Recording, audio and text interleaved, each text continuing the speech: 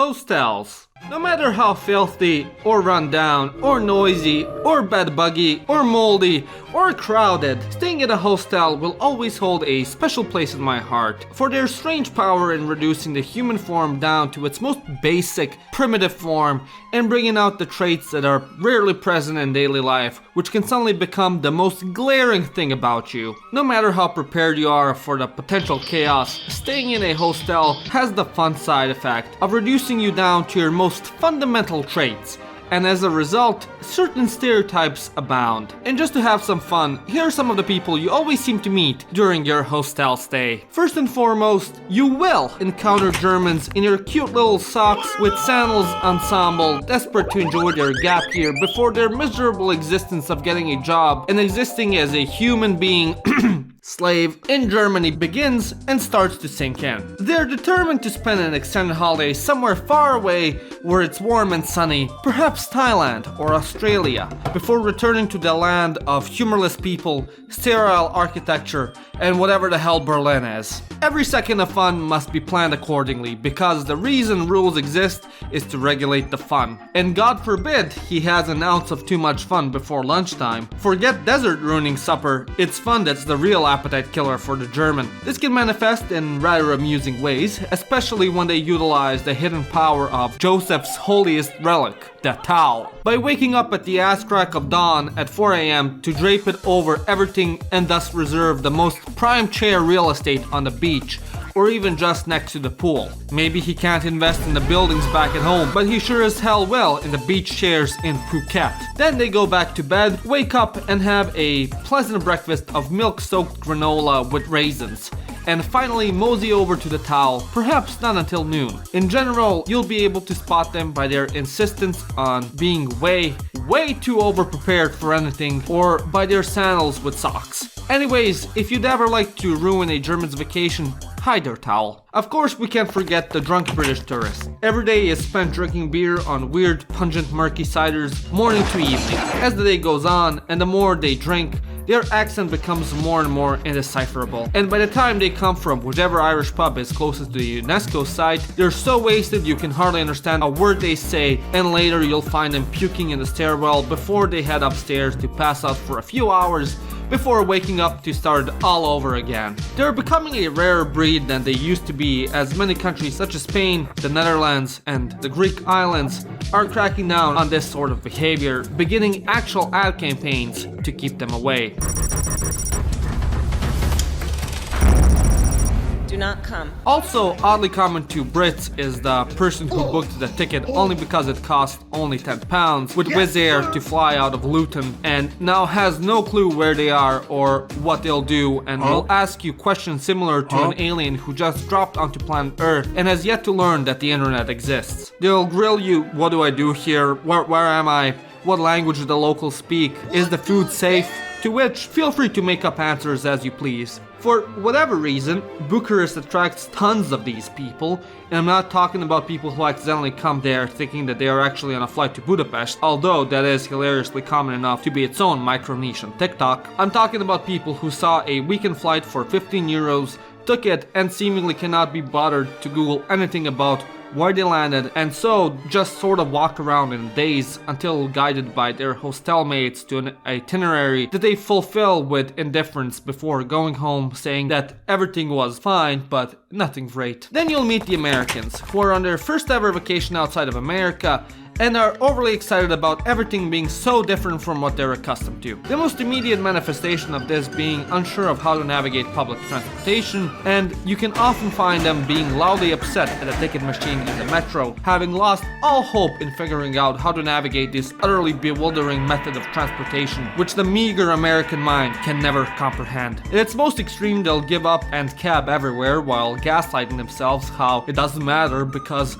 the taxis are so cheap in this country. Never mind that they're getting scammed out the ass by the taxi drivers, but hey, whatever helps them sleep at night. They'll also often be seen at pharmacies buying special blister bandages as they accidentally packed cheap, impractical footwear. There's also the East Asian tourist who's hopping between capital cities and only the capitals. Somehow they'll create an itinerary that crams in every Balkan capital in 10 days, and don't mind the fact that they are spending more time on the bus than the land itself. Often you'll find them at the local Asian restaurant, grimacing at the local attempts at Asian cuisine, which is usually just some mushy noodles with some sort of dark, thick sauce made of pure salt and MSG. Because God forbid they try the local cuisine, because nothing could ever compete with the mushy chow mein made by Ivan, who works for less than $2 an hour. Very often, like ducklings, they'll be in a large group that stays clustered together and blocks entire corridors at a time. If you're out at a popular tourist site and are trying to take a picture of the monument you came to see,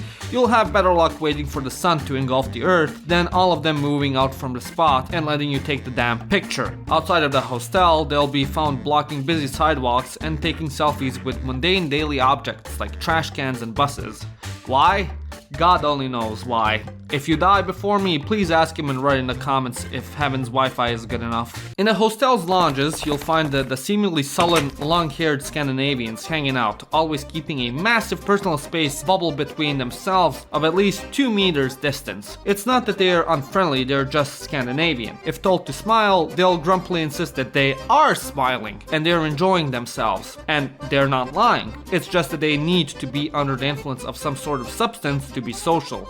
And once the booze and our green smokable plants start flowing in the evening, you'd swear they were Italian or some kind of Spanish, the way they open up and lovingly embrace the world around them. Once they're in their happy place, they'll often start a conversation with nothing but glee of how cheap the alcohol is here compared to back in Scandinavia, where they have to pay 10,000 euros for a beer. However, after the booze and our narcotics wear off, they'll be back to their factory settings, being as cheerful and sociable like the dungeon dwellers of Fear and Hunger. And you're stuck waiting for the next drinking session before they can tolerate a conversation with a fellow human again. Also ever present are the Canadians, and you'll immediately know who they are by the people who sound American, who tell you first thing that they are definitely not Americans, instead are from a much more civilized, advanced, enlightened society. God help you if you heard their accent and immediately assumed they were American, because they are a completely different race. Hell, their organs are on the completely opposite side of those pesky Americans. And instead of taking a shit via their ass like Bob from Arkansas,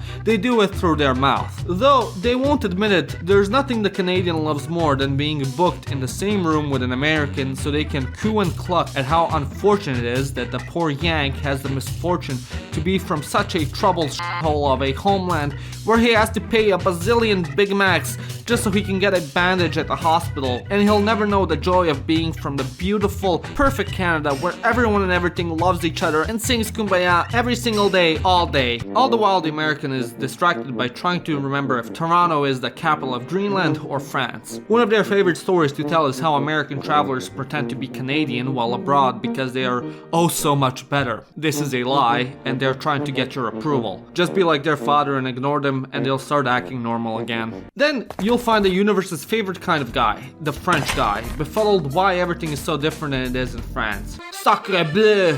Often you'll hear them moaning about how horrible the local bread or cheese or wine is. If you meet him in America, if you really want to piss him off, insist that Wisconsin cheese is the best in the world. Also, I'm warning you, do not ever start a conversation about politics with this guy, because he'll just sigh and shake his head at all the primitive monkeys around him and argue that it's actually a genius political policy for protesting farmers to dump a metric ton of cow shit on public monuments at any opportunity. Like the Canadians, many would love nothing more than to run into a fat, loud American just so they can rid their body of the toxin known as smugness. Also, if there's someone else in the hostel who speaks French, then this guy will proceed for the rest of his stay to just speak French with that one other person ignoring everyone else. But not all stereotypes are country-based, and many stereotypes are abound without being bound to a nation. You'll also have the backpackers who refuse to spend more than 10 euros a day on anything approaching material comfort. Half of their luggage weight is white rice, pasta,